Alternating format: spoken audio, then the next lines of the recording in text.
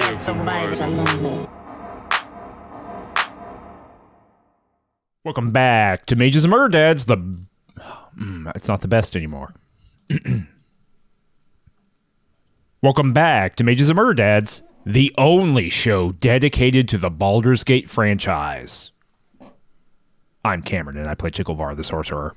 And I'm Danny, and I'm a barbarian named Balthazar. Whee! How's Balthazar sound when he's coming down the slide? Well, what's unfortunate is Balthazar doesn't sound like he's supposed to. How's he sound? He probably sounds like this. You nailed it. Voice 2 or whatever it is. Like they have my word! I'm Balthazar. They've got 8 voices. They all sound exactly like that. Yeah. You want a Balthazar? I'm a Balthazar, and I'm so angry all the time.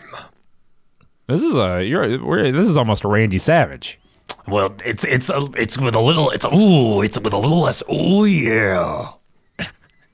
Let's see. So the Macho Man would go. He would go, oh yeah.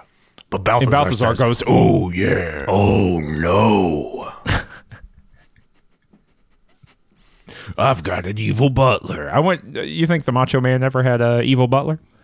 I'm almost certain he did. Like, they all had little, like, ringside sidekicks. So you remember Paul Bearer? And I think that was his name. Paul Bearer. I don't remember that. That's great, though. That was Undertaker's little buddy. Was Paul, but that's impossible. I choose to believe it. Like, doesn't it feel right? It feels right. That's true. Well, he's the Undertaker. Yeah. Was the Undertaker, for people not enfranchised into wrestling culture, the Undertaker was a mystical entity from the 90s who continues into the day. But did he have a magical deal? Was he magical? Was the Undertaker magical? He was, in fact, capable of resurrection. Like of himself or others? Of himself. So, like, he was almost he could be killed? Well, that's the thing, is his big thing is he would be almost assuredly incapacitated, right? He'd be lying on his back in the ring, and, like, there's no way a human being is conscious, is, like, capable of continuing a wrestling match. Mm-hmm. And his opponent would be gloating. His opponent would be, oh, I can't believe I've done it. And then he would just, like, rise up without any support. It would be just a crunch, like, and his back would be perfectly straight, and he would just crunch up, and he would be as if he were a little zombie, like, popping up out of the grave. Like a vampire? Yes, like a vampire. That kind of He would sit vibe. straight up at the waist? Yes, at the waist. And with his eyes just completely wide open, but with a blank stare. Dang. And he would take him out. He'd pick him up, put him down. He'd choke slam him. He'd do a pile driver. He had like a lot of stuff in his repertoire. Unfortunately, I think he might not be what we call a cool guy. Well, not back then, but I think he's No, I think now. I think you should check out what he's up to. You let me know what you think. I'm sorry. I thought that we were talking about the fictional Undertaker. Yeah, that's what I'm saying. Now he's got an army of the undead. He's flying back and forth. He's got wings now. In 2007, he got wings. Oh God! I don't feel like you know what's up. You're chastising me. Well, look, I think sometimes when you like a thing, it's okay to just never listen to like any updates. You know, there's people that are like, sure, there's new expansions for WoW, but there's a lot of people that just want to play WoW vanilla, right? Yeah. And my fandom of Undertaker is like famously cool and no problems. WoW vanilla. But yeah, my understanding and affiliation with the Undertaker, it's all constrained to a specific time period. Affiliation? Are you implying you're affiliated with the Undertaker and his current business ventures? Is that what you're saying? Balthazar might be. Interesting. If you think about it, Balthazar and Undertaker, that's quite a tag team duo.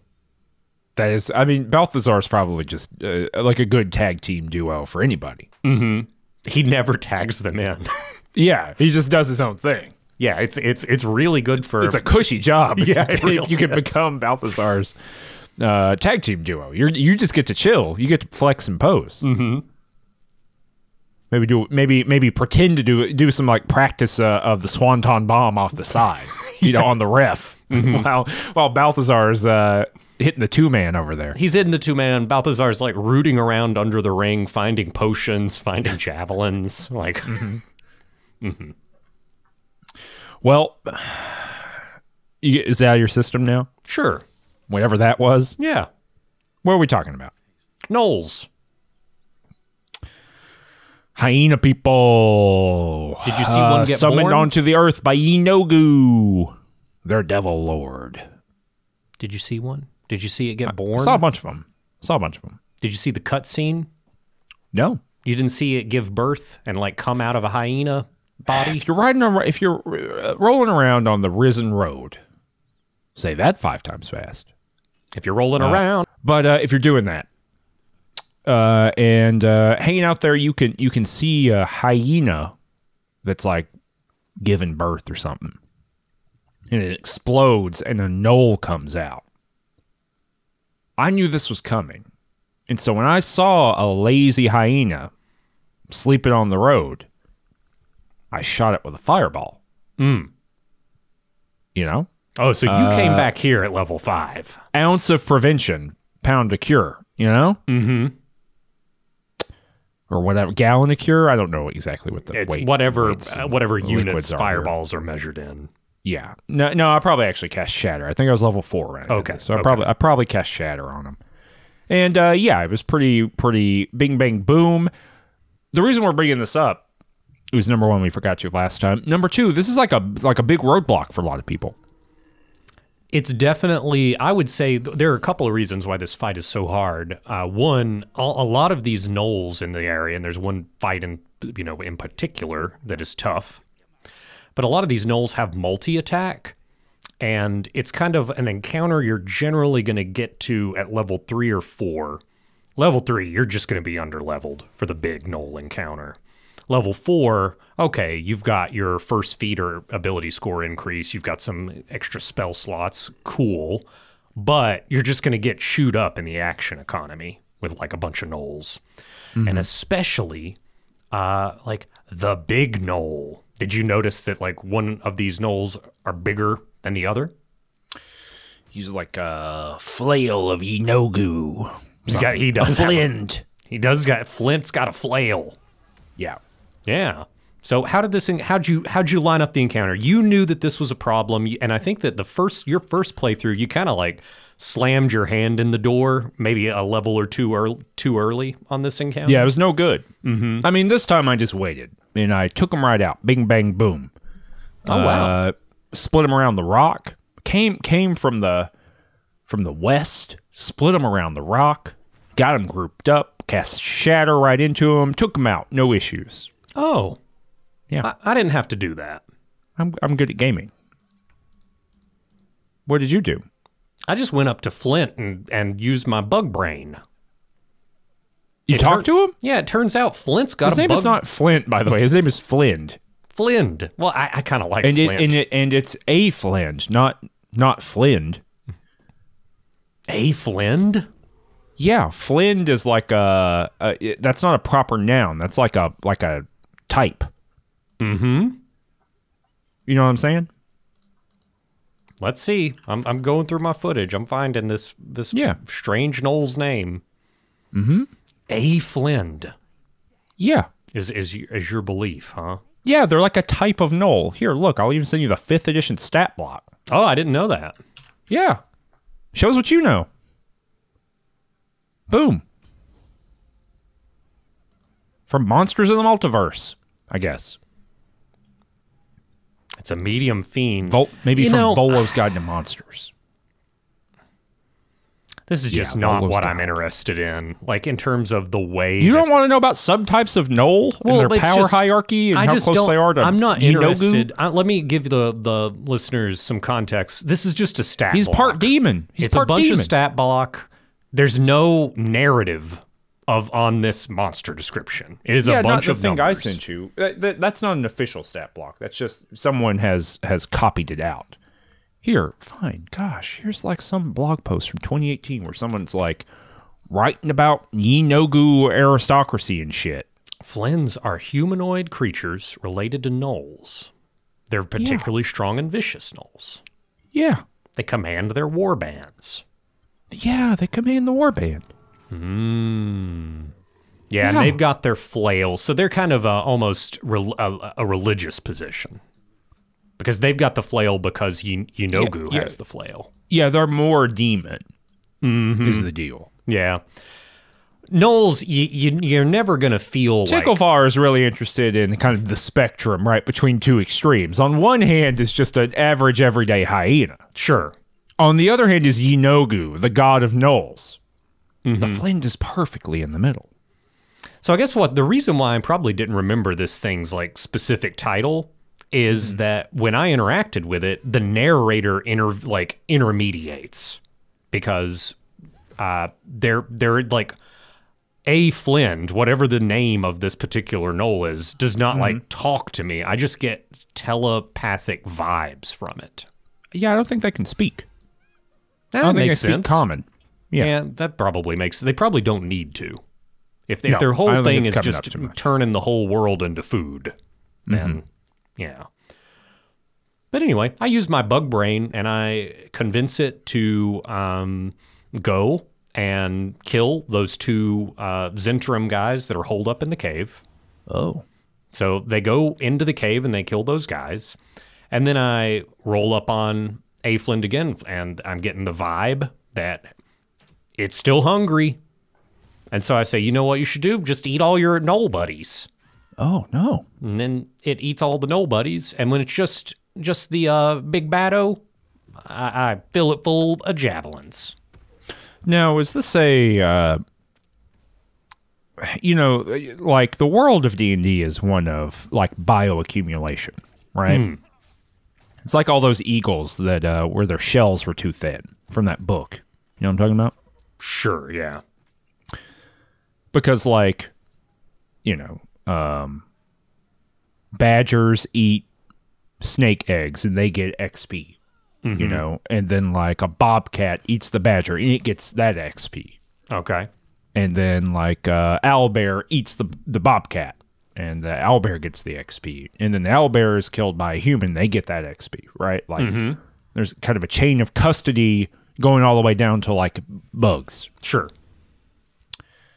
When the Flint eats all the gnolls and the Zentrum fellas, did you get way more XP?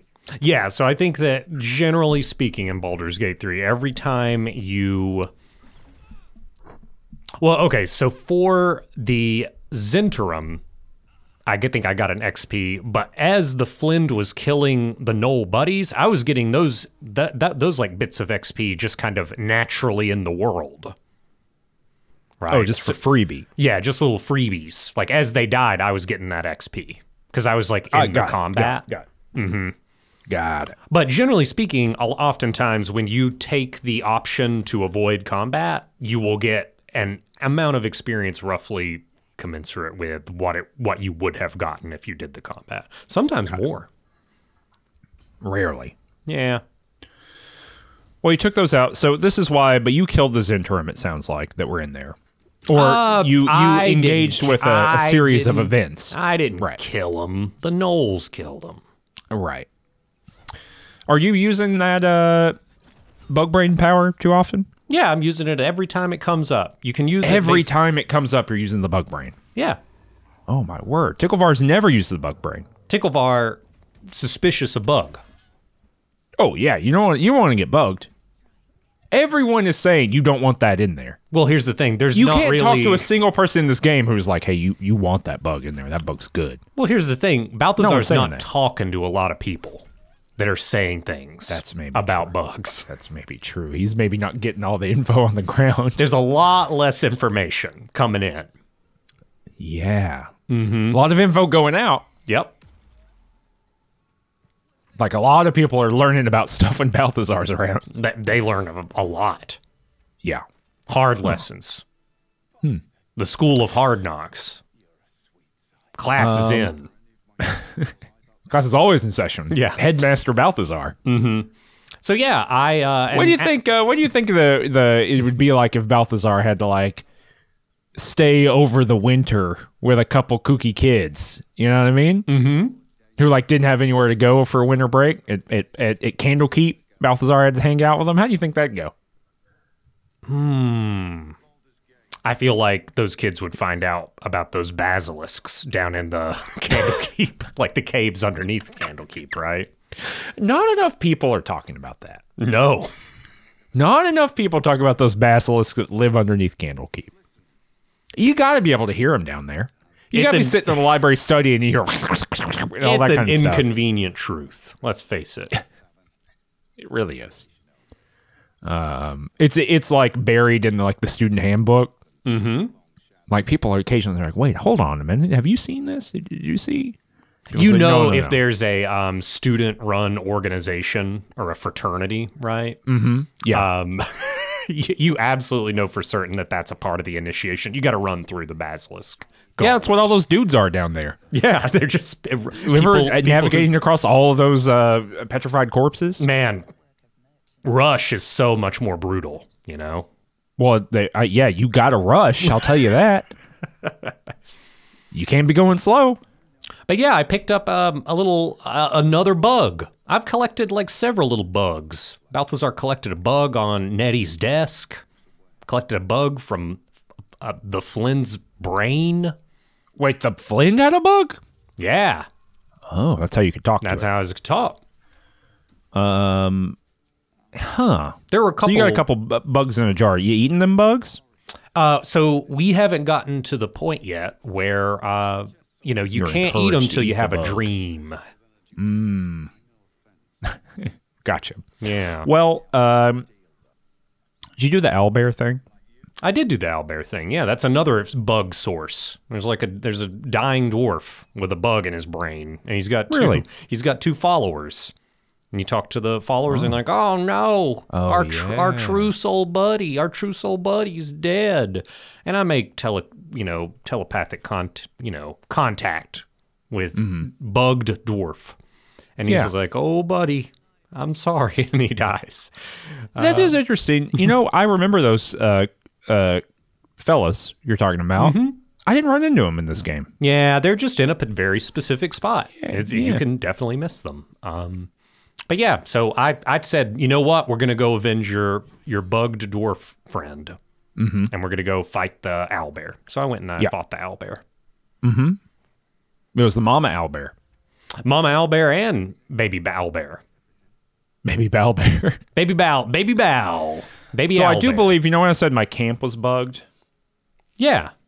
Not bugged in the, not software like bugged. Yeah, software bugged, not hardware bugged. Mm-hmm. Hardware bug is when you got a bug in your brain. Mm-hmm. I think it is because I killed the owlbear, and you can if you kill the owlbear and spare the baby owlbear, it can come to your camp. Mm-hmm. I think the game, because this is like something that has appeared, and there's many Reddit threads about this, things like that. The game has tripped the flag that it has appeared at my camp, but it is not in actually my camp. I think that's what's up, and that's why the game thinks that there is someone or something that you can interact with. Yep, still telling me that. Mm-hmm. I've played another 10 hours since that started happening. Maybe 15 hours. That's a little annoying that it's always going to have this false positive. Yeah, it is annoying. It's more than a little. It's way annoying. Yeah. Anyway, so there's an owlbear. You can kill it. It can be. It's kind of played for tragedy, but then kind of not. Then kind of played for laughs, because the owlbear baby eats its dead mother. Deflationary move. It is a deflationary move. It feels like. Mm-hmm. I don't know. Feels weird. Hey, you're not playing with Shadowheart. No. Matter of fact, I'm gonna Shadowheart's in my party. Yeah. Shadowheart keeps seeing, there's a what do you call it? Like a mural in the Druid Grove. Okay. And it's like some people uniting together, maybe to fight Shar. Kind of what it looks like on the mural. And she was looking at that and I go, hey, what do you think about that? And she said, no, don't think about it. I said, okay. Then we were behind the windmill, and there was a big statue of a lady kind of broken. Mm-hmm. And she was like, whoa, what is that? And I go, what is that? She said, don't talk to me about it. And I said, all right, I won't. She keeps having this, we keep having these cutscenes where a big purple light shoots through her hand, and she goes, "Ow! Shit!" And I say, "What's going on with that?" And she says, "Don't worry about it." And so, just laying that down here because we're about to talk about some goblins. We are, and they are in a temple of Saloon. They are, but before I got to the temple, I did interact with Shadowheart one more time. I was walking, as one does, to the Goblin Temple. Yep. To the Goblin Camp, and I'm walking. I get to a bridge. It's kind of on the west side of the map. Yeah, I get to a bridge, and I get this awful headache. I collapse, and I get this feeling that there's some entity that is like forcing me to comply. And I see a vision, and the vision is like, oh my gosh, you see these 3 silhouettes. You see like a handsome young man, a pale woman, and a mean old man. What? Yeah, you see 3 of them. Okay. And then the vision is vanished, and there's Shadowheart with her little Rubik's Cube. Like, she's like holding it. It's glowing. In a vision? No, she's in real life. She banishes the vision. Oh. Yeah, and I say, what on earth are you doing? And she's like, boy, howdy, you're lucky I'm around. I'm the one that prevented you from getting really messed up by that vision and this terrible like influence. This terrible influence, the thing that made you like go to your knees, the thing that almost like wrecked you there. And boy, howdy, it's me that did that. And I said, get away from me. And I think Balthazar's pretty justified in that. Balthazar, for all intents and purposes, Balthazar would imagine that like Shadowheart is the source of this weirdness, right? So I just, and she's like, you can't leave me here. Like, you need me. And Balthazar says, no, I don't. And I just leave her. And she says, well, I'll just be right here. And I left her on the bridge. Well, what? She's got a little Rubik's Cube? Yeah. It's like a dodecahedron or something. And you don't have the Rubik's Cube. I don't. Now, a little preview. Do you eventually get the Rubik's Cube? I do eventually get the Rubik's Cube. But I never see Shadowheart again. What? Those 2 things are both true. Ooh. Balthazar's mysterious statements. Yeah. Huh. Now, was it because your eyes were closed? Were you perhaps asleep? Neither of those things. Huh, because we've seen Balthazar do that before. Well, yeah. Sleep disorder. You think he needs a CPAP? It might be, yeah. You think that's the issue? You think... Do you think the dark urge is it's just born out of not sleeping well enough? It might be. Or it might be, I might be going around the other way, right? Too much sleep. Oh. Like my REM cycle's messed up because I'm sleeping, I'm like hibernating effectively, right? Huh. All right. Yeah. Well. Yeah. What'd you do in the Goblin Camp? You can do a lot of stuff. I see Volo there, and I'm like, you know what? I didn't talk to him in the Grove. Don't need to talk to him now. Not interested. So I just bypass him. I buy a bunch of stuff from this goblin merchant who's cool. He has a lot of great stuff. Now, how'd you get in the Goblin Camp? Well, I just walked up, and I used my bug power. Oh, so there's a thing that's going on we didn't talk about in the previous episode. I think it came up probably in the ruined town, whatever that was called. Blighted Village, yeah. Blighted Village, there you go. And there's this thing that's going on where some of these goblins, they got a little tattoo on their face. Yeah.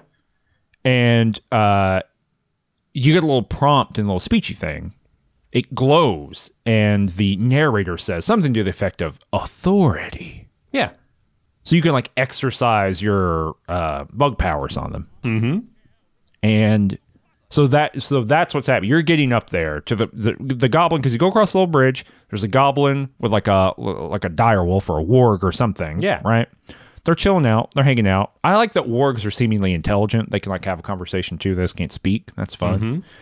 And so you had a conversation with that, and you're just like, it was like authority, and you're like, hell yeah, authority. Yeah, just I say him in the old noodle. Yeah, just let me pass, buddy. Mm-hmm. And he does. And I think that what's interesting, if you're like a drow, if you're the first character to interact with them is drow, they'll just let you through because you're a drow. I mean, yeah. Yeah. I'll let a drow do anything they want. I've read the books. Yeah. They're scary. The amount of experience they got to get level 2 is the same for like a human to get to level 7. No, that's not true. It's like an effective level. It's like a 6-level adjustment. It's big. Back in 3rd edition, not in 5th. Yeah. I don't think in 5th. I think it's all flat. Yeah, it's all. We don't flat want to send now. people the wrong way. But yeah, historically they had to do a lot of other shit because they were cool. They had like innate magical powers, level 0. Yeah, fairy fire. Yeah, fairy fire. You get Orb orb of of darkness. darkness. Yeah, that's good shit. You But get anyway, a dad how- who you got to kick off into an acid bath. You do. Well, that's You get the a- reason you- why you you're get a- like when you you got a start planar adventuring. panther. When you start adventuring, you need to like be level, like have all that experience because you've already killed like half of your family. Yeah, and like half of your graduating class. Yes. I've read the books. I know all about it. We need a Riverdale, but with drow. I was gonna say Undertale, but I think that's taken already. Mm-hmm. No, maybe not. You just call it Undertale. That's probably fine. Well, how if you didn't use bug brain to Yeah. cow these goblins, how'd you get past them? I did a little persuasion check. They said, hold on there, because they all talk like a Fellowship of the Ring, you know. And they're all that, and I said, hey, I got a bug in my brain, and I'm here to see the person. Mm-hmm. You know, and I did one of them. You know, one of those like the person, right? Yeah. And the goblin said, "Oh, you mean the drow?" And I went, "Yeah, I do mean that." And then I said, "Oh, why is it so loud in there?" And they're like, "Hey, we're celebrating. We just knocked the shit out of Joaquin's Promenade over there." Oh wait, no, hold on. Joaquin's Rest. Yeah. The Promenade's a different one. That's to the south. That's an Athkatla. Mm-hmm. Hey, I wonder if the Vampire Buyback program, you think that ever worked? Well, Just thinking about I feel like it's one of those Athkatlan things policies. where if you didn't hear about it, it worked, right? Right. You only hear about it when things break. You think they exported it? We'll have to find out if they exported that policy idea to Baldur's Gate. That's going to be an interesting discussion. Yeah, we're going to have to figure that out. But so it says, hey, we're celebrating. You know, we cast Knock on Joaquin's Rest. Knock the hell out of it. We're back. You got to wear the war colors to be part of our celebration. You know what I'm talking about? I'm from a previous playthrough. I know what they're talking about. He made me put a poo on my face. They made you smear poop. They did. And like everyone in my party lost respect for me. No one liked it. But we got through. Ticklevar's called me making an- hard choices. He called me like an asshole and an idiot. You know what I mean? Like he was like real rude about it after it happened. Mm-hmm. But got in, no issues, walked around, saw Volo. Now, did you have the vision of the 3 figures? I did. I think it happened when I was walking across that old bridge I was just talking about. Gotcha, yeah. And the same thing happened. But Okay. Shadowheart was in my party, so it was less confusing. Sure. So yeah, the Goblin Camp, you can do a lot of stuff here. I didn't do much and, only just hang out with the merchant, got some stuff. But like, there's wild stuff you can do here. Did you know you can like poison their brew? What? You can like find where their beer is and poison it. Huh. Yeah. You can get up to all kinds of shenanigans here. What does that do? Does that kill them? I think that it like reduces a lot of their health to half, and then you've really got to do some quick thinking and smooth talking to smooth things over. But I don't think you did that. No, I just walk through. Yeah, same. That we find out. How do we find out this information, actually? What that information? there's 3 baddos in there. So there are kind of 2 sources. One, Oh, I know. Zevlor. Zevlor told us, there has to be leaders. You got to kill them, but we don't get the exact. But outside of the Blighted Village, there is a crude drawing of 3 figures on a goblin corpse, and you can look at it, and it's like, oh, one's a goblin, one looks like a hobgoblin, like a tall goblin, and one looks like an elf, and that'll update your quest log at that point to tell you that those are probably the 3 goblin leaders. Really? Yep. Otherwise, you can just talk to like the goblin right inside the Shattered Temple, and she will tell you all of this information. Well, so how I did it is I was, they said, hey, the reason I'm going here, right, is Halsin, right? He's in there. Yeah. Is in the temple.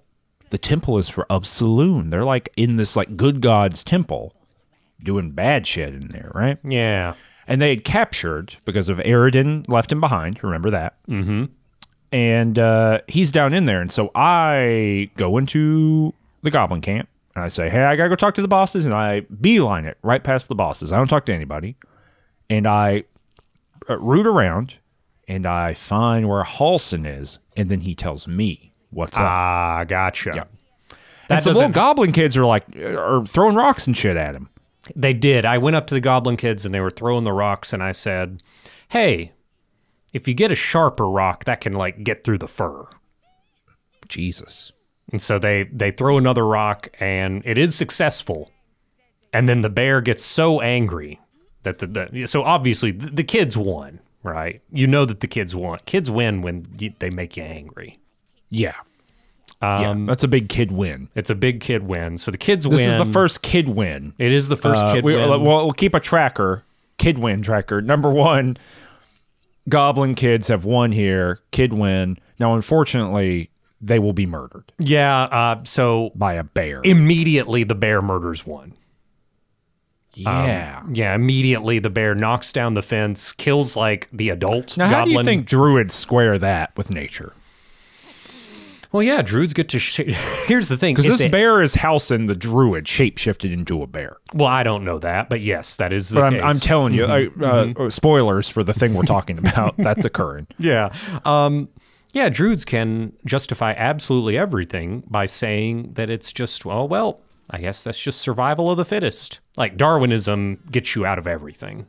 Yeah, but that's kind of shadow druid shit. That's not mainline druid shit. Well, mainline druid shit is just Darwinism with like a smile, right? Like when bad things happen, you're like, oh man, that was bad, but ... Like that's the difference. Yeah, but that's not what they would be like. The nature is healing. They're those people. How do you kill a goblin kid and be like, nature is healing? That's the question. Well, think about all the bears that don't get hit by sharp rocks.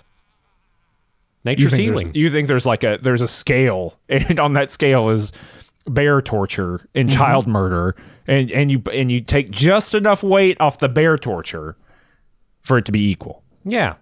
Okay. All right. Because Halsin looks at that goblin child and sees that whole goblin life. Right? Yeah. No regrets, by the way. Nothing. No. Because here's the deal: if you set this up, if you're Ticklevar and you set this up and you don't do it that way and have the kind of offload your goblin child murder onto a different person, right? Onto a druid, they start running away. And they are going to go alert the whole goblin camp to what you're up to. Yeah. And so maybe, Githyanki, they just don't have the same relationship to children that Faerunians do. Yeah, Githyanki have eggs, not kids. Yeah, right? They don't think the same way you or I might. It's different culture, right? That's what the whole game is about. Different culture, different culture. There's a lot of that. So I'm not going to say what happened, but I think you can put 2 and 2 together here. Yeah, maybe we see the footage right here of what's happening. It could be happening, might be. I don't know. But yeah, so this sounds like an easier fight for me because it's just like half a dozen goblins and wargs all ganging up on a bear. And eventually we beat the bear so bad that it turns Wait, into you're allied with the goblins here? We beat the bear so bad? Well, yeah, the moment you pick the dialogue option, you should use the sharp rocks. Yeah. When the fight breaks out, the bear is hostile and the goblins are not. Oh. Yeah. You made the choice then. Uh-huh. Mm-hmm. Okay. So, yeah. Cool. Balthazar just defends himself. Yeah, and defends his goblin allies. Well, they were allies in that moment. So, yeah, we eventually the bear turns into like a buff human or a buff elf man. But, I mean, at that point, it's still hostile. So we keep on attacking him, and he's dead. And then I get a quest update saying, I guess we're not getting a cure from Halsin. Huh. So is he just dead on the ground? Yeah. Damn. Huh. Well, what'd he say? You know, what's the conversation after you saved him? He's like, man, I hate goblins. And I was like, okay. And he goes, I just hate them. Hey, do you know I was down here to like get a bunch of shit? And I said, okay, yeah, sure. I already talked to your guy. And he goes, okay, cool. Well, I'll help you, but God, if you let me out of here, I'm going to kill every goblin in sight. So, you know, make your choice. And I said, why don't you chill here for a while? Yeah, he is very, very like explicit. He's like, I am not sneaking around. I am not being diplomatic. I am not lying to anybody. No. Goblins kill goblins on sight. Yeah. Yes. So I leave him there, and then I rumble around because he says, hey, if we're going to get out of here, if we're going to keep the Druid Grove alive, we got to kill all their leaders. And he's like, they got like a priestess, Gruck or something. I don't know what their names are. Priestess, Gut. I knew it was something like that. And then you got like war leader Malabolg. He's like a bugbear or something. Dror Rogslin. Oh yeah, Dror Rogslin. And then Minthara, the Yeah. drow, like Vietnam era, what do you call it? Like consultant. What were they called? Mercenary? Advisors. Oh, okay. Yeah. She's the drow advisor who's just here to like oversee torture and murder. Gotcha, yeah. Real ideology going on here.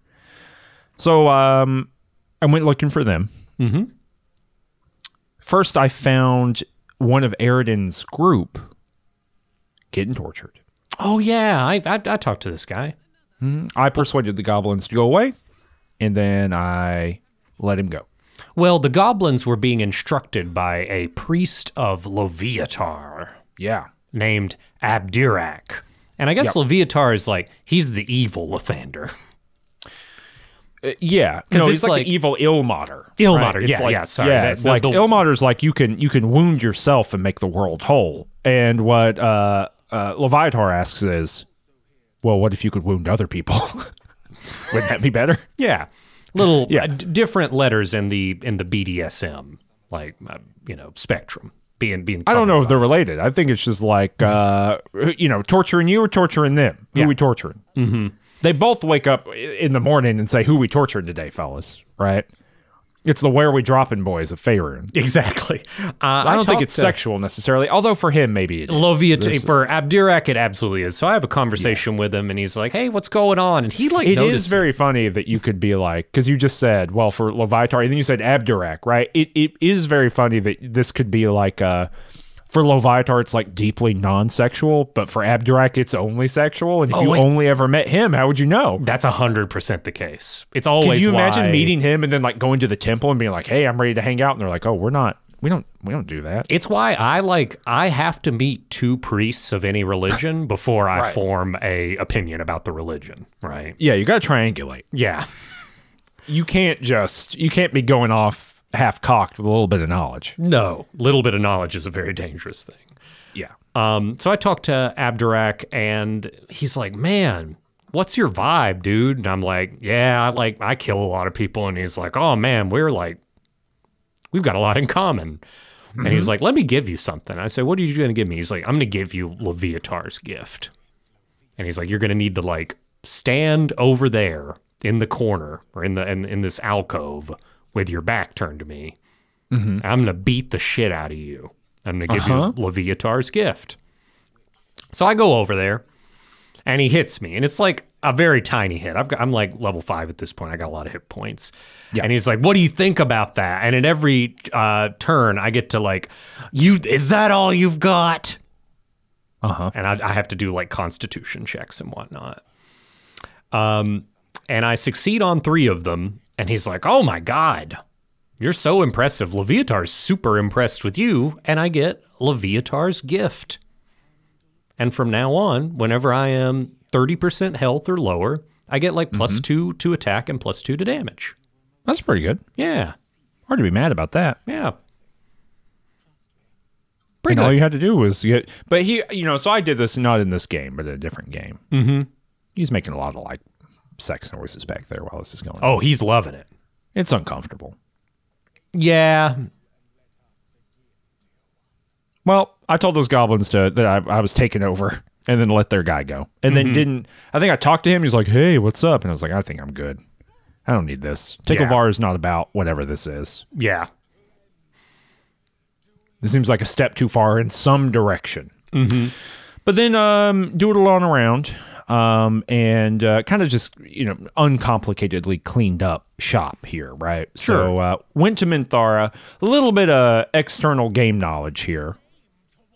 I, in the most recent patch, right, or in one of the, maybe not patch 5, but maybe patch 4, somewhere around there, in a recent patch, they have made it, because Minthara is a recruitable character, but is only recruitable historically in the game if you side with the goblins over the druids and slaughter everyone in the druid camp, which Ticklevar is not interested in doing. So, in a recent patch somewhere here, they made it to where if you clonker on the old noodle with, what do you call it? Non-lethal damage. That it's still unlocked. You can still recruit her at some point. Correct. Because the problem is, if you don't side with her, then the way you resolve the quest is by your choices if you want to recruit her later are either don't resolve the quest or kill her. So that's right.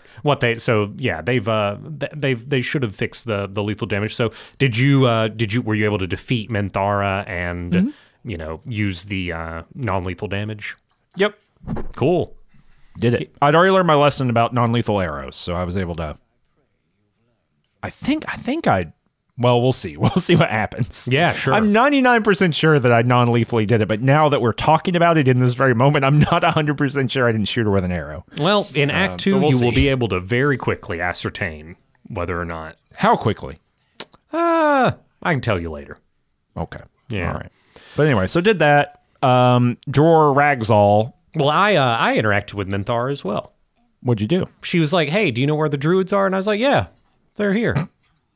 Informative Balthazar. Yeah. And so she said, cool, you can meet me there. I'm taking the goblins there. So she like gathered up several dozen goblins. What? And left the temple. Okay. Yeah. Did that make killing the other goblins easier? I think it's a little bit easier to like move around without aggroing. There's like a fewer goblins in the area. Yeah. Yeah. Then I went to Priestess Gut, and she was branding people. And she was like, oh yeah, this is the brand of the Absolute. And she offered to brand me, and I was like, sure. Absolutely no downsides to getting branded. You just get to like use 4 pieces of equipment you wouldn't be able to use otherwise. There's no downside to it? No downside. No one ever looks at you and they're like, what is this cult brand on your face? It's on your face. I don't think for me it is. Because the symbol that you see on the face is like a magical sigil that like pops up when you evoke the brand, but the brand's just like somewhere, like your arm or something. So anyway, and then she senses bug brain, and I sense she has bug brain as well. And she's like, oh man, there's some weird, you've got and what I get from the conversation is she doesn't know she has bug brain. She's got bug brain, but she thinks bug brain is something that is not bug. What does she think it is? She just thinks, oh, that the absolute, some deity has contacted her. The goblins have like abandoned like the goblin pantheon. Yeah, who's there at Mount Magubliet? Somewhere around there, yeah. I think it's Magubliet. Hold on. Magubliet. I'll give it a whole... Maglubiet. Maglubiet. Something like that. He's like weirdly sexual. Well, you want to see this? Let me send you this little picture on the old Forgotten I'm not Realms looking wiki. at it. Goblins don't fuck. I don't think they... I'm not saying they do. You can be sexual and not fuck. I'm pretty sure. Look at him. That's not sexual. There's something going on there. Does this goblin have Riz? Is that what they mean when they say Riz? Maybe. Charisma. Nah, I don't think that's what it means. It means something else. Mm-hmm. Hey, did you know that Maglubiet was served by Kior Morbieg and Nomagiana? No. Did you know that Nomagiana is the patron deity of hobgoblins, also pays fealty to Maglubiet? I didn't know hobgoblins had their own thing. Yeah. Nomagiana. Yeah. Damn. You want to see what Nomagiana looks like? Yeah. Let me show you here. Let me do a little... Look at that. I'll save these in the Dropbox so you can put them in the episode. Nomagiaya, yeah. It's got a hyphen here. Was the hobgoblin god of warfare and authoritarianism. I like it. I like the axe and sword. Yeah. I think more species need to have a god of authoritarianism. I like that. That's fun. A god of a very specific political ideology. That's good.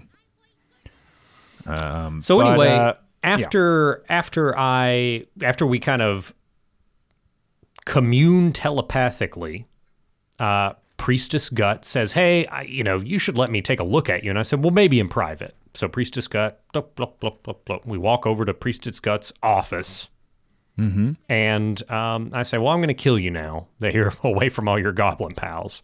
And I do that. By throwing javelins at Priestess Gut's face. Yep. I kind of did that with Gut. Easy to do. If you go talk to Kratom, what was his name again? The other goblin, the hobgoblin. Dror Ragslin? Dror Ragslin, that's right. If you go talk to him, he's like trying to like commune with an illithid from the dead.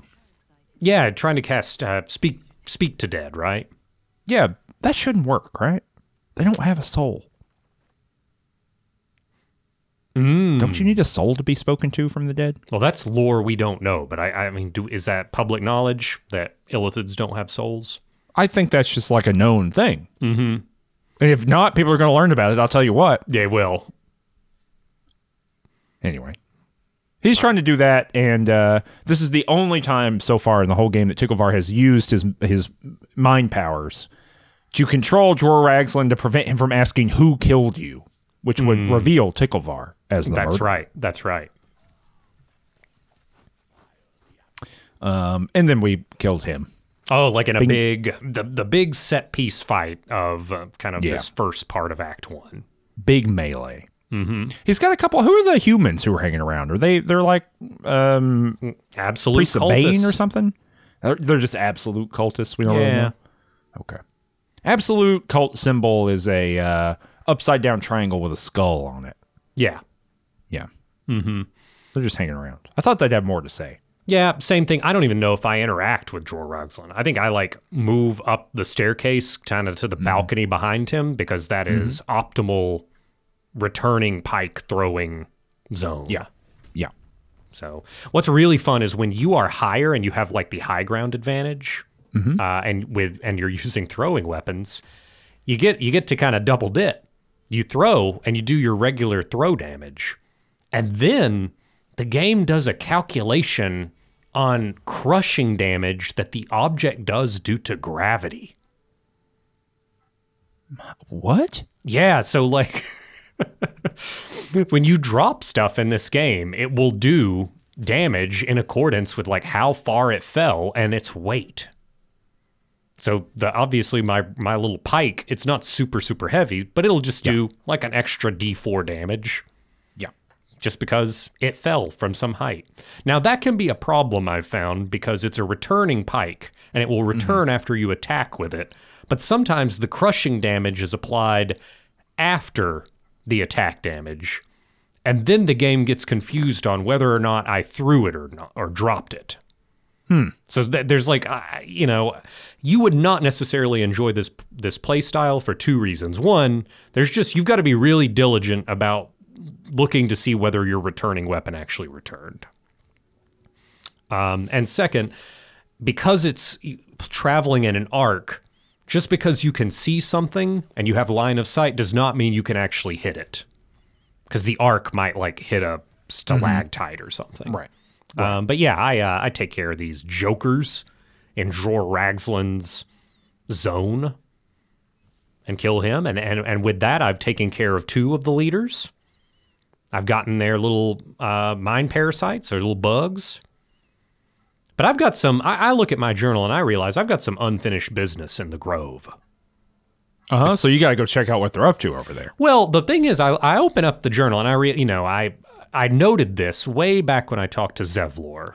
Remember when I talked to Zevlor, I was like, why don't you just kill these druids? And Zevlor is like, well, they're pretty tough. And I said, okay, noted. Well, I'm opening up my journal and I'm just kind of scrolling through. And there's one journal entry that just says, kill Kaga. So I'm like, okay, zap over to the Emerald Grove. I go with Who told you to kill Kaga? Well, kind of me, kind of Zevlor. Zevlor does say, well, the thought has crossed my mind.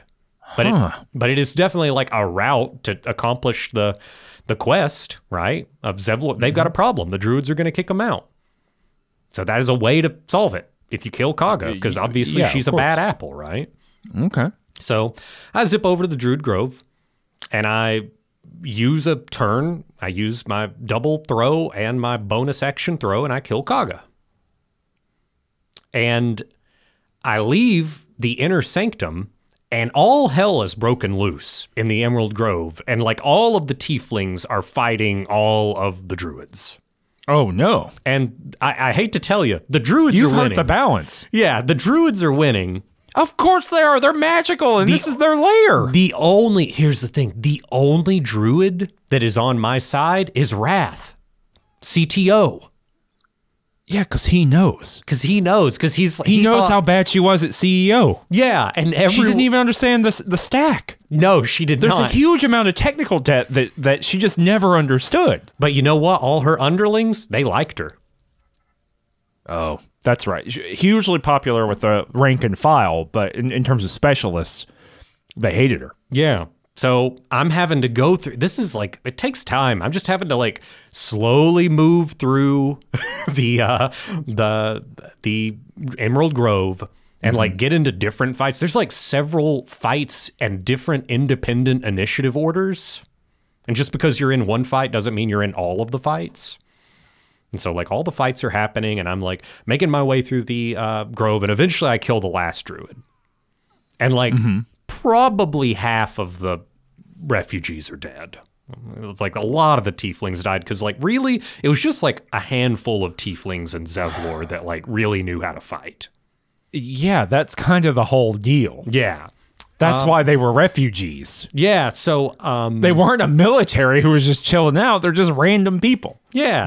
Most of them are dirt farmers. They got 4 HP. Yeah, so they don't even have a constitution modifier. They just rolled high with the 1d4. So Zevlor's like, oh man, this is just truly awful. Why'd I give you this quest? Why did I do that? But I still succeeded. Any suggestion can become a quest. That's actually a problem. It really is. In a world of quest logs, any idle thought, which is like, well, I wish I owned a plane. I guess I'd do anything I could to get a plane. And Balthazar walks by and hears that. Boom! He's stealing planes. Yeah. this was the promise of Radiant AI, right?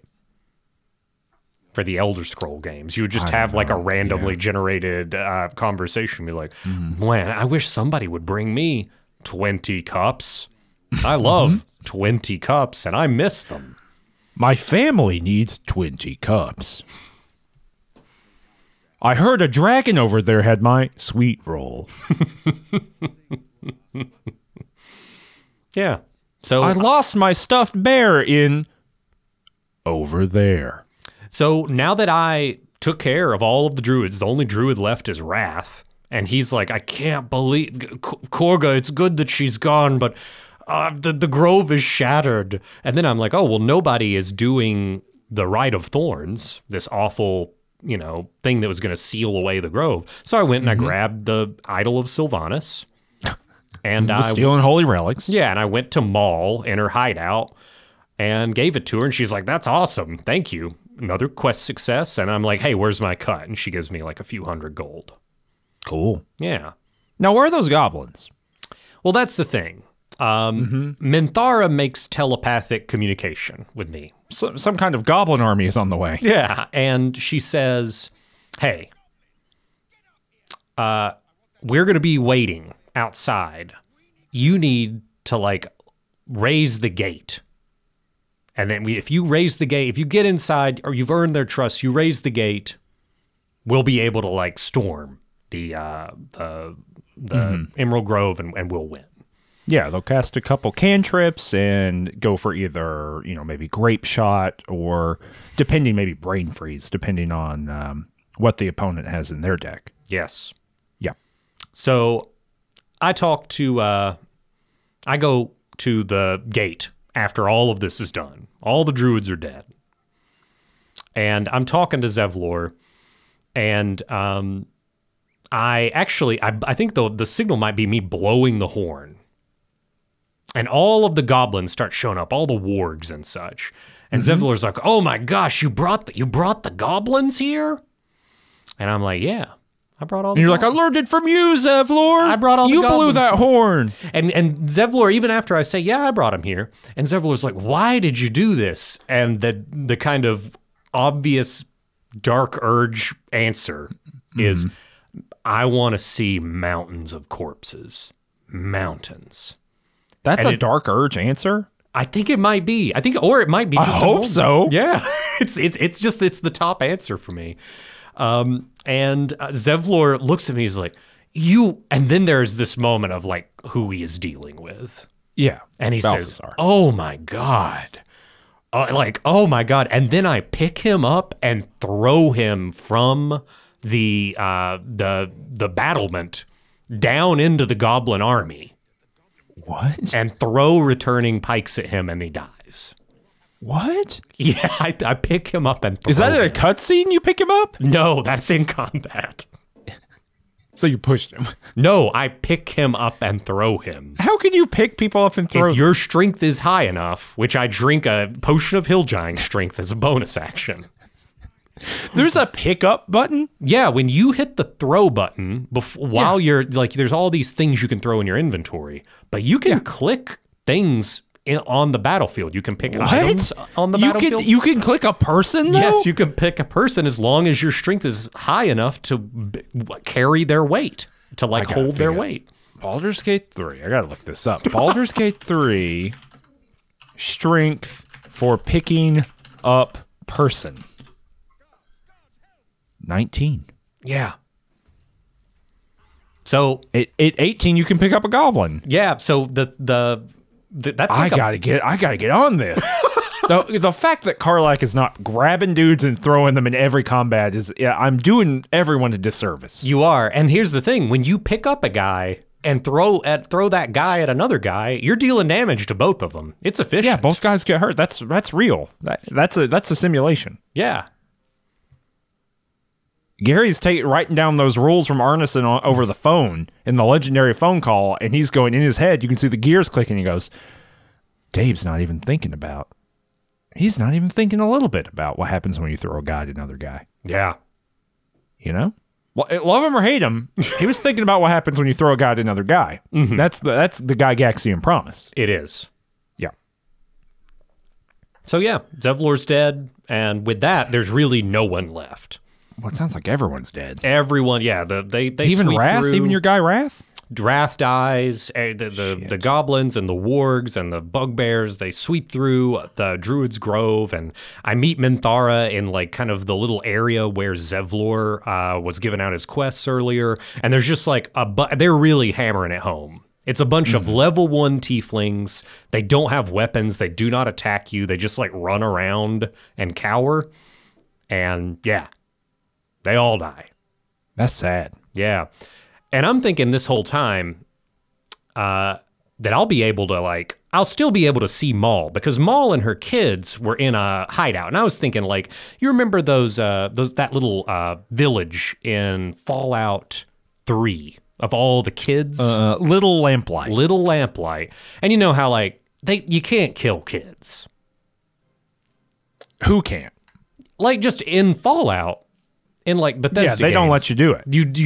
You aren't allowed. It's not a thing that, like, the game will allow you. And, like, that encampment in Fallout 3 is, like, specifically poking fun at that kind of mechanical restriction. So I go into the hideout, and there's just a bunch of dead kids in there. Maul's dead. No. All of the kids are dead. And the goblins, like, are standing over them, and one of the goblins says, "Man, I was expecting them to fight back. A goblin kid would have fought back." Jesus. Lathander. Helm. So I pick up the Idol of Sylvanas because it gives me proficiency in animal handling. Where do you equip it? No, it's just if it's in your inventory, everybody within like a 2-meter radius has animal handling and nature proficiency. That's weird. Yeah. Huh. And that wraps up that quest line for me. Well, did you learn anything about the Absolute? I kind of do. I'm able to talk to Minthara about it. What'd she say? I can tell she's a true believer. And she's like, "Oh, the Absolute blesses us this day." And I'm like, when I go to camp, all of the goblins are in my camp. They're like drinking beer and having a good time. Mm-hmm. Mm-hmm. And Minthara's like, "Hey, you're mine tonight." In like a sexy way. What? Yeah. What? She's like, for what? For murder? Yeah, Balthazar, you got me riled up with all that murder, with all that returning pike throwing. And you won't believe what happens when I go to bed. It might not even be appropriate to talk about.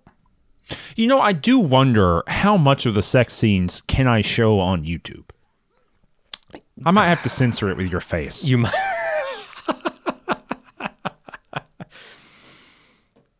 No, I wouldn't do that. It's titillating. But yeah, we might have to censor it. I don't know. I need to like look at the guidelines. Yeah, see what other people are doing. Yeah. Okay. But do you want to know what happens? What happens?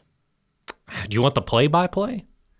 I don't think I need the play. You don't need the play-by-play? I can get like a couple sentences. I don't need like the beat by beat. I don't need you to describe it to me lasciviously. And so what it sounds like you're trying to do here. No, I'm not. It's what it sounds like. Well, what happens is we do have sex. Okay. And I assumed based on what you had said. And we're having a cuddle afterwards. Yeah. And the thought occurs to me to snap Minthara's neck. What? And so I snap her neck and kill her. Is this a Dark Urge thing? Yes. It's gotta be. Yeah. God, the Dark Urge is like some real shit. Yeah. God. And you know what sucks? What the fuck? Minthara had a bug in her brain, and because the cutscene occurs in like it doesn't actually occur in camp. It occurs in like some other instance in the game. So her corpse is gone. I'm never able to recover her bug from her brain. Oh, no. I know. Oh, poor Balthazar. Poor Balthazar. Can't eat the bug. Mm-hmm. Well, I just killed all the gobos. Mm-hmm. And then went back and I said, hey, everybody, I kill all the gobos. And they said, yay. And they said, what about this Kaga thing? And I said, don't you worry, because I've already gotten rid of her because I did her side quest already. Oh, yeah. So what's the deal with that? It's easy. She's a shadow druid. Mm-hmm. You remember, what was it, Feldorn? Yeah, that's right. So you said you found like a note, like a suspicious note in her chest. Yeah, right. Yeah. It's like not that complicated. It's like, go to the bog, you find a little note from a shadow druid that's like, hey, y'all. Hey, Kaga, you're a shadow druid too. Do what we're telling you to. And you can go back and confront her. And you're like, hey, I know you're a shadow druid.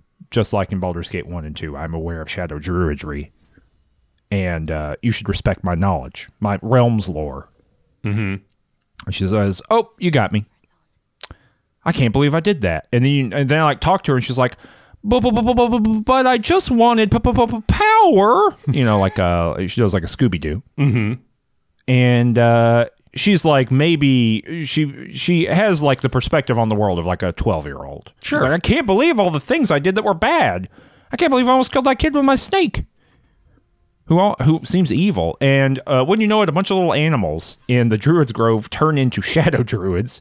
And they go, all right, we'll deal with this, won't we? And I had to kill a bunch of shadow druids. So what's really funny is all of the rats in the Inner Sanctum, they're named. Yeah. They're like, they had their names. Yeah. Yeah. I think all of the animals in the... That's not weird, because I do believe that all the animals in the Grove have names. Maybe except the oxen, right? Because those might They're not in the Grove. They're tiefling. Yeah, they're the tieflings own them. Yeah. Mm-hmm. That's right. There you go. So it doesn't stick out. Gotcha. So like that bird that Nettie heals, its name's like... Jefferson or whatever. That's right. So you convince Kaga of the error of her ways via like persuasion checks, I guess. I did a classic good guy on this one. Mm-hmm. Mm-hmm. And then Halsin comes back, and how does like Halsin deal with Kaga after all this? He doesn't really deal with her. He's just like, I'm putting someone else in charge. You know, it's not Kaga, it's some other person. It's got to be Wrath, right? No, it's not Wrath. I think it's the lady who's like tinkering around right outside the Inner Sanctum door. I don't remember her name. Wow. It's just like some... Oh, no, maybe it's someone from outside, actually. Anyway, he says that's how I remember it. Yeah. Yeah, he was like, I'm bringing in an external source in order to make sure we get some objectivity on the business practices, you know, of the thing. Basically calling in the Pinkertons on this one to make sure that everything runs in shipshape. Because Halsin says, hey, guess what? You saved the tieflings. You killed the goblins. You saved the Druid Grove. You need to figure out what's going on with this absolute shit. And like everyone's telling me this. Yeah. I'm going, okay, fine. But we have a party. They say, let's party at your camp. We go to my camp, we party, none of it works. I have no footage of it working. Oh, no. It's just random shit. It's just some people standing around. I can't talk to anyone. I can't talk to Zevlor. I can talk to Halsin. Yeah, so it's just like I get the vibes of the big celebration scene without any of the actual celebration scene. That's a shame. It is a shame. Mm-hmm. But you know, we waited 5 patches. We waited 5 patches so they'd patch it all, but it's still there's still a lot of bugs. Yeah, just look for it on YouTube. Just type in party scene, good stuff, no glitches. You know, something like that. Mm-hmm. So we did that, and there's like a few other things to do because you need to get to basically the next zone. We've heard the phrase Moonrise Tower, I think, more than once, probably at this point. So we got like a hint that maybe we got to go there. There's an overland route and an underland route. Halsin offers me both of these. He says, hey, you can go under the ground to Moonrise Tower in the Underdark, or you could go like through the mountains or something, Mountain Pass. Yeah. And guess what? What's that? We did both. Yeah, we both did both. And if you don't kill Minthara, Minthara will end up telling you, hey, if you want, we should meet up at Moonrise Towers. Take the mountain pass. Here's a lyre or a lute. Play this instrument, and like someone will come and like escort you to Moonrise. Huh. So the game, like, if you were to only take one, if you go the evil route, they suggest that you take the mountain pass, and that kind of links up perfectly to where the escort quest begins for evil characters, right? Yes. And Howson kind of pushes you, or like encourages you to take the Underdark way, because he kind of like says it's safer, although I don't necessarily think that's the case. But That's 1,000,000,000% false. It is. You ever heard a druid try to kill you in real time? Go through the Underdark. Go through the Underdark. Go through the place where there could be within 2 minutes, a spectator can ambush you. Yeah, like a baby beholder. Go to the place where there's a bullet running around. Yeah. Yeah, it's like the worst possible suggestion anyone could give you. But the reason why he's doing that is there's kind of this natural progression of if you clear the Shattered Sanctum / Old Saloon Temple, there is a path directly to the Underdark from like in that temple via a puzzle that they have like significantly simplified in the full release. And you can go to the Underdark that way, and then you go through the Underdark and go across a lake and through another zone, and then you pop out, and you will actually be met by like a Harper group of people. So like these are kind of like the ways in which the game's kind of imagines you, if you were to only do one, if you were good versus evil, which way do you go? But we'll be doing both of them, both of us. But before we do either of the kind of paths out of Act 1, we will, in the next episode, do the Underdark, which is this big old zone with a bunch of content not related to any of the stuff that we've interacted with thus far. And it is stuff you can do. It is quests you can do and monsters you can kill, and you can ignore it, or you can do it to get some stuff and experience. And so, yeah, it's like I think if you go through the mountain pass, you are harming yourself. Like the amount of like just powerful shit that's down there in the Underdark, and like there's like a whole level's worth of experience. Yeah. If you don't do that, you're like behind. Yeah. Because I don't understand why there's two options. Because when we compare the Underdark, I don't even think it should be in the same, ultimately there's the zone beyond the Underdark is called Grimforge. And there's kind of a equivalence. Yeah, but it's kind of the same thing. There's a rough equivalence of the Grimforge and the Kresh. Like, if those were the two options, then you'd be like, okay, well, there's two different things there. It's got some stuff. But the fact that there is an Underdark that is as big as the Wilderness that we talked about, and we're going to be having like another full episode of Underdark side quests the same way that last episode we had Wilderness side quests. And that specific zone is attached to one of the two paths out of Act 1 and not the other. Yeah, it does really change things. I mean, in my playthrough and in a lot of like the games I've played after my very first playthrough, I'll like the kind of natural way that I play the game is I'll like dip into the Underdark and do something and then pop back up and maybe do the Knolls after I get some experience in the Underdark, etc.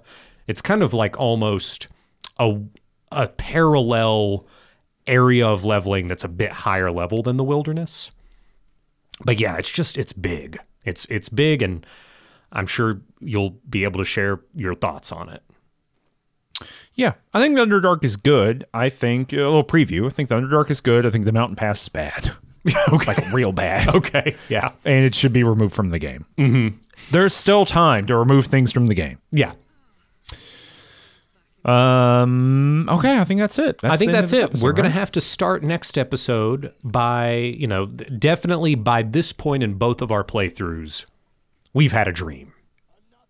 We're going to have to talk about the dream we've had, because it's kind of the plot of this game knocking on our door and be like, hey, you playing Baldur's Gate? Oh, what's going on? 20 hours in? Let me introduce the plot to you. Yeah, you interested in this plot? You introduce... No, you've seen 3 people. Have you thought about what they're up to and if they're related to anything? Yeah. Isn't it wild that you have full agency despite the fact that you have bug brain? Yeah. Have you thought about who saved your life when you were tumulting out of the sky into the ground?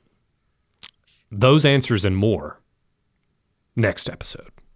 Patreon.com/rangetouch to support the show. If you'd like to do that, you can go down to the episode description below to get an RSS feed of Mages and Murderdads. If you want to do that, to listen to it as a podcast.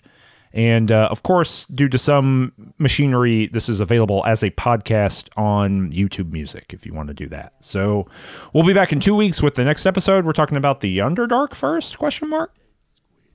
Yeah, Dream and Underdark. Dream and Underdark. Okay.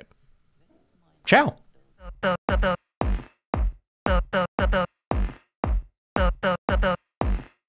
Wise.